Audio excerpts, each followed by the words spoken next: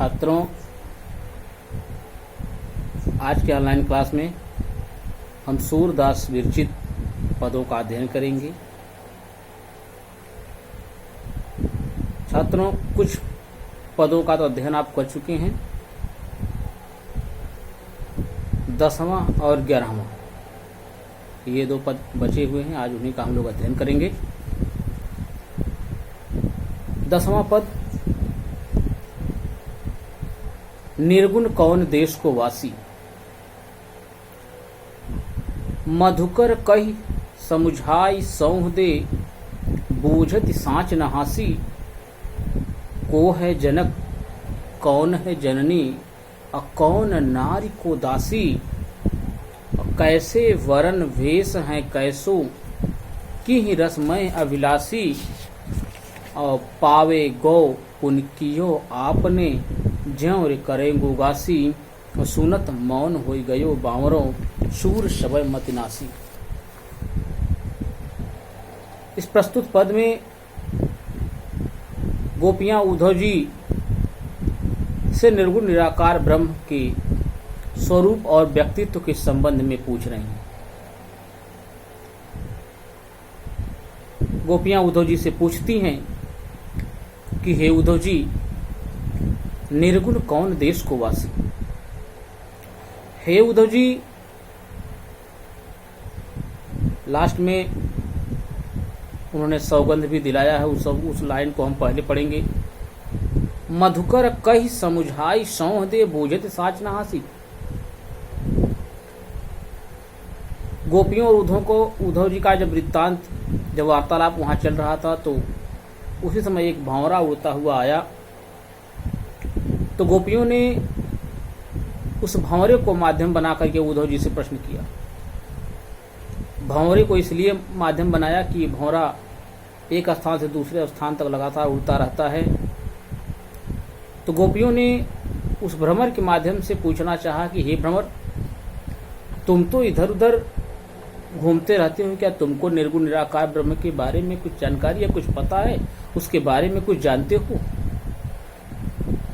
अगर जानते हो तो हम तुमको सौगंध दिला करके पूछती हैं कि बताओ, निर्गुण कौन देश को वासी। गोपियां उद्धव जी से प्रश्न करती हैं भ्रमर के माध्यम से कि हे उद्धव जी, हम आपको सौगंध देकर के पूछती हैं, बूझत साँच न हासी। हम आपसे सही पूछ रही हैं, हंसी नहीं कर रही हैं। आप हमको समझाइए। क्या समझाइए?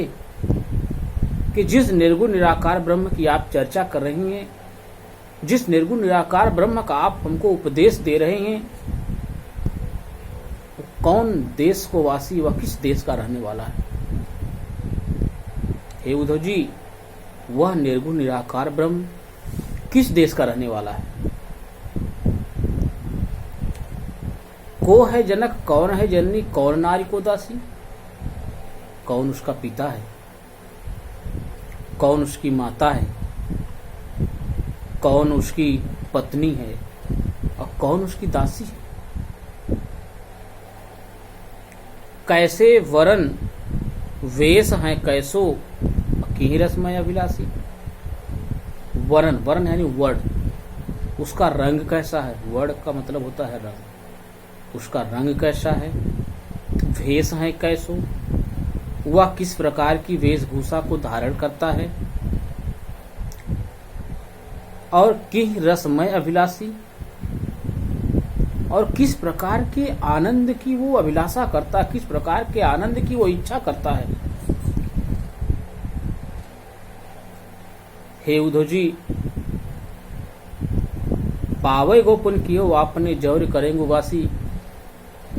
गासी कहने का मतलब होता है घात, विश्वासघात। हे उद्धव जी, यदि आप हमारे इन प्रश्नों का उत्तर देने में किसी भी प्रकार का छल कपट करेंगे, किसी भी प्रकार की घात करेंगे, तो निश्चय ही पावे गो पुन कियो आपने, निश्चय ही इसका बुरा परिणाम आपको मिलेगा। सुनत मौन होई गयो बावरो, गोपियों की इन गोपियों के इन प्रश्नों को जब उद्धव जी सुनते हैं तो बावले हो जाते हैं, पागल हो जाते हैं और चुप हो जाते हैं। मानो उनका सारा विवेक, मानो उनकी संपूर्ण बुद्धि ही नष्ट हो जाती है कि आखिर अब इन प्रश्नों का हम कौन सा जवाब दें इन गोपियों को।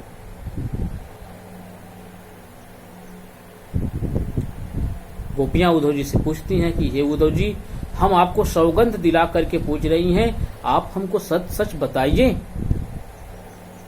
कि जिस निर्गुण निराकार ब्रह्म की आप चर्चा कर रहे हैं वो निर्गुण निराकार ब्रह्म किस देश का रहने वाला है, कौन उसका पिता है, कौन उसकी माता है, कौन उसकी पत्नी है और कौन उसकी नौकरानी अर्थात कौन उसकी दासी है, किस उसका रंग कैसा है, उसकी वेशभूषा कैसी है, किस प्रकार के आनंद की वो चाह रखता है, किस प्रकार के आनंद की वो अभिलाषा करता है।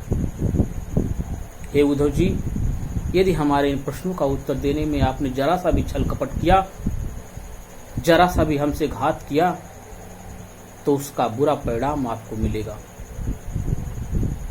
गोपियों के इन प्रश्नों को जब उद्धव जी सुनते हैं तो बावरे से हो जाते हैं, पागल से हो जाते हैं, मानो उनकी संपूर्ण बुद्धि ही नष्ट हो जाती है। इस पूरे पद में अनुप्रास अलंकार है और पूरे पद में यह दिखाया गया है कि गोपियों की जो आसक्ति है वो श्री कृष्ण के सगुण रूप की तरफ है, निर्गुण रूप से उनकी पूर्ण विरक्ति स्पष्ट प्रतीत हो रही है।